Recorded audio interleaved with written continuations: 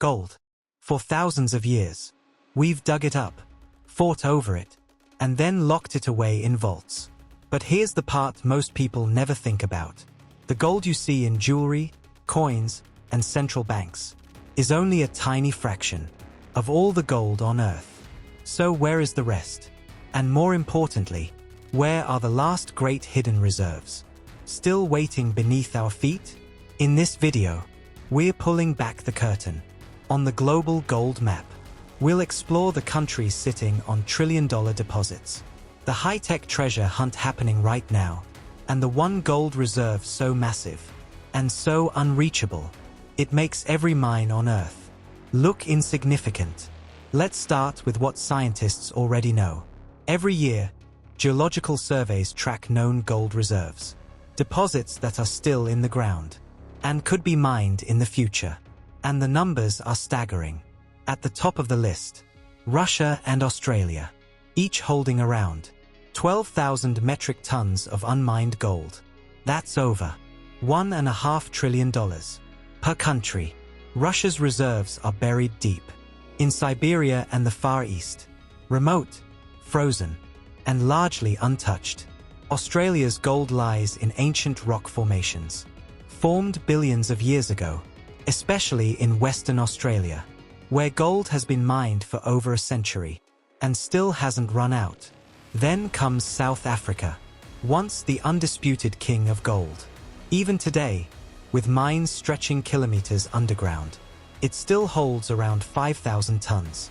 Next, Indonesia, Canada, China, followed by the United States, Peru, Brazil, and Kazakhstan. Together, these countries control more than 85% of the world's known unmined gold. In total, over $7 trillion worth, still sitting in the Earth's crust. But here's the problem.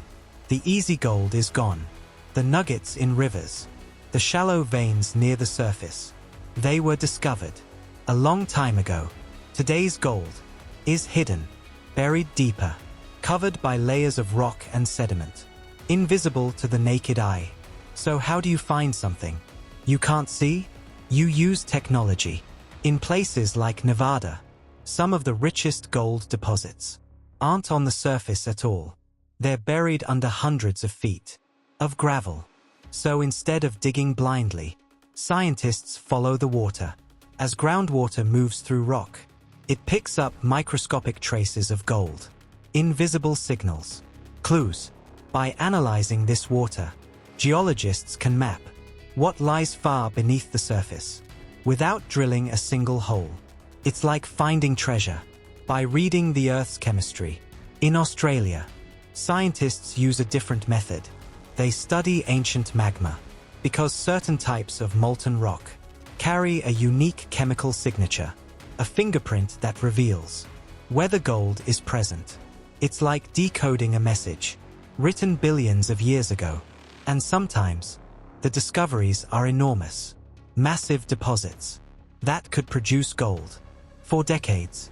But even with all this technology, we're still only scratching the surface, because the biggest gold reserve on Earth isn't in any country. It's not in the crust at all. It's in the core. Nearly all of Earth's gold, around 99%, is buried deep inside the planet. To understand why, we have to go back 4.5 billion years. When Earth was forming, it was molten, a chaotic ocean of liquid rock. Heavy elements like iron sank toward the center, forming the core, and gold followed, because gold bonds with iron. So as the planet formed, it was pulled downward, far beyond our reach. Scientists estimate that if you could extract all the gold from Earth's core and spread it across the surface, it would cover the entire planet in a layer over 1 meter thick. Let that sink in. Every continent, every ocean, covered in gold. And yet, we will never touch it.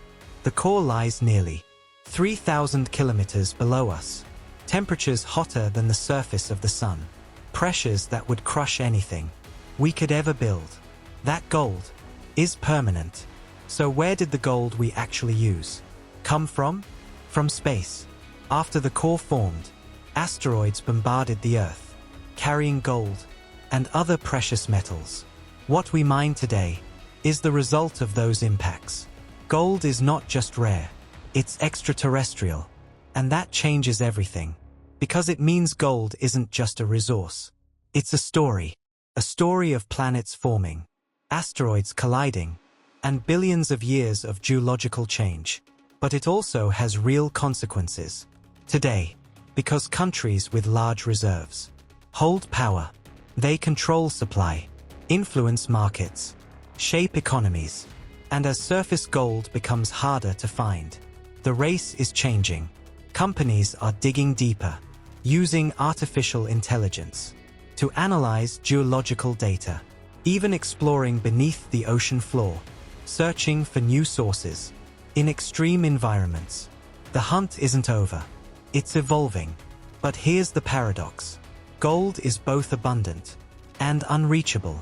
There is more gold on Earth than we could ever use. But most of it, we will never access. And that's what gives gold its value.